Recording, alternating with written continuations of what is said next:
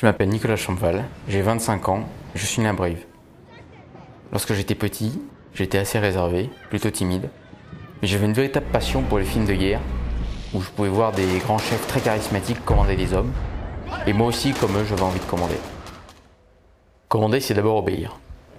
Au rassemblement, le capitaine nous donne ses ordres, et ensuite, moi, je donne mes ordres à mes gars. Le sport, c'est un aspect clé du commandement, parce que c'est là où on est au même niveau que ces hommes, et on en baffe tous de la même manière. Lieutenant Champval, c'est quelqu'un qui, avec l'armée, a appris à devenir particulièrement humain et qui, d'une personnalité réservée, c'est une personnalité qui est même devenue très joviale. Et je sais que c'est quelqu'un qui a des relations extrêmement franches avec ses supérieurs et ses subordonnés. C'est important de partager des moments plus détendus avec mes hommes, où ils se livrent plus, parce que ça me permet de mieux les connaître.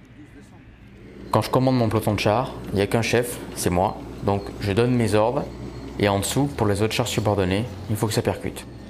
L'enjeu, c'est de toujours adapter la formation à la situation et au terrain qu'on rencontre. Et il faut que ce soit rapide et précis, parce qu'en char, ça va très vite.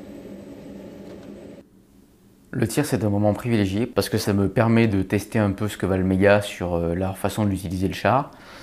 Et ça permet de voir aussi un peu les capacités de l'engin, parce qu'on tape des cibles à 1500-2000 mètres.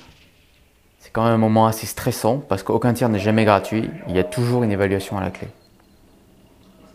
C'est toujours une grande joie quand on réussit un bon tir, parce que c'est l'aboutissement d'une longue préparation, et pour moi c'est une grande fierté de voir que mes hommes sont bons dans ce qu'ils font. J'ai confiance en eux, et j'ai hâte de repartir en opération extérieure, mais cette fois-ci à leur tête.